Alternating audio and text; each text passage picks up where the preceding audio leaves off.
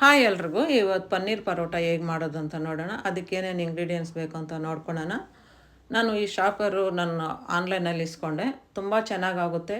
ಆಫೀಸ್ಗೆ ಹೋಗೋವ್ರಿಗಂತೂ ತುಂಬ ಈಸಿ ಆಗುತ್ತೆ ಇದರಲ್ಲಿ. ನಾನು ಇವಾಗ ಆನಿಯನ್ನು ಹಸಿಮೆಣಸಿನ್ಕಾಯಿ ಇದರಲ್ಲಿ ಹಾಕಿ ಶಾರ್ಪ್ ಮಾಡ್ಕೊತಾ ಇದ್ದೀನಿ.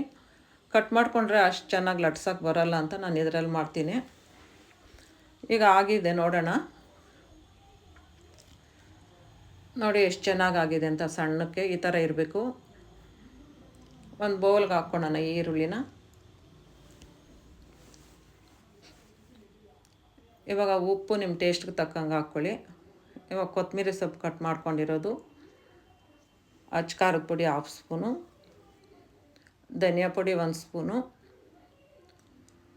ಆಮ್ಚೂರು ಪೌಡರು, ಜೀರಾ ಪುಡಿ 1/2 ಸ್ಪೂನು, ಆಮ್ಚೂರು ಪೌಡರ್ 1/2 ಸ್ಪೂನು. ಇದು ಅಕ್ಷಯ ಕಲ್ಪ ಅವ್ರದ್ದು ಪನ್ನೀರು.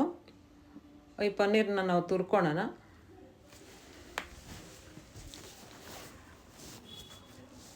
ಈಗ ತುರ್ದಿದ್ದಾಗಿದೆ.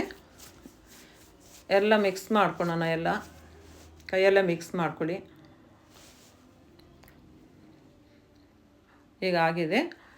ಇವಾಗ ಚಪಾತಿ ಹಿಟ್ಟು ನಾವು ಫಸ್ಟೇ ಕಲಸಿಟ್ಟಿದ್ವಿ. ಈ ಥರ ತೆಳ್ಳಗಿರಬೇಕು, ಗಟ್ಟಿಯಾಗಿರಬಾರ್ದು ಚಪಾತಿ ಹಿಟ್ಟು.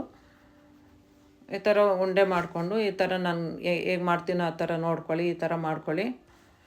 ಇವಾಗ ಪನ್ನೀರನ್ನ ಒಂದು ಉಂಡೆ ಮಾಡಿ ಎತ್ಕೊಳ್ಳಿ. ಈ ಉಂಡೆನ ಅದ್ರ ಒಳಗಡೆ ಮಧ್ಯದಲ್ಲಿಟ್ಟು ನಾನು ತೋರಿಸ್ತೀನಲ್ವ ಅದೇ ಥರ ಸೇಮ್ ಮಾಡ್ಕೊಳ್ಳಿ. ನೀವು ಕೂಡ ಈ ಥರ ಮಾಡಿ. ತುಂಬ ಚೆನ್ನಾಗಿರುತ್ತೆ. ಮಕ್ಕಳಿಗೆ ಲಂಚ್ ಬಾಕ್ಸ್ಗೆ ಆಗಲಿ, ಆಫೀಸ್ಗೆ ಹೋಗೋವ್ರಿಗೆ ಆಗಲಿ ಒಂದು ಸತಿ ಈ ಥರ ಮಾಡಿ. ನೀವು ಈ ಥರ ಲಟ್ಸ್ಕೊಳ್ಳಿ. ಒಡೆದೋಗಲ್ಲ, ಏನೂ ಇಲ್ಲ. ಈ ಥರ ಶಾರ್ಪ್ ಮಾಡಿಕೊಂಡ್ರೆ ಈರುಳ್ಳಿನ ಈ ಥರ ತೆಳ್ಳಗಿರಬೇಕು. ಇವಾಗ ಹೆಂಚು ಸ್ಟವ್ ಮೇಲೆ ಇಟ್ಟು ಕಾಯಕ್ಕಿಟ್ಟಿದ್ದೀನಿ. ಕಾದಿದೆ ಹಾಕಿ ಮೇಲೆ ಎಣ್ಣೆ ಸ್ಪ್ರೇ ಮಾಡಿ ತಿರುವಾಕ್ಕೊಳ್ಳಿ. 2 ಸೈಡೂ ತಿರುವಾಕಿ ಎಣ್ಣೆ ಸ್ಪ್ರೇ ಮಾಡಿಕೊಂಡ್ರೆ ಪನ್ನೀರ್ ಪರೋಟ ರೆಡಿ.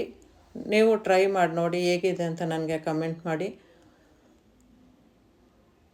ತುಂಬ ಚೆನ್ನಾಗಿರುತ್ತೆ. ಒಂದು ಸತಿ ಟ್ರೈ ಮಾಡಿ ನನಗೆ ಕಮೆಂಟ್ ಮಾಡಿ. ಹೊಸಬರು ಯಾರನ್ನ ನನ್ನ ಚಾನಲ್ ನೋಡಿದ್ರೆ ನನಗೆ ಸಬ್ಸ್ಕ್ರೈಬ್ ಮಾಡಿ. ಕೆಳಗಡೆ ಇರೋ ಬೆಲ್ ಐಕಾನ್ ಕ್ಲಿಕ್ ಮಾಡಿ. ಪೂರಿ ಥರ ಉಬ್ಬುತ್ತೆ ನೋಡಿ ಎಷ್ಟು ಚೆನ್ನಾಗಿದೆ ಅಂತ.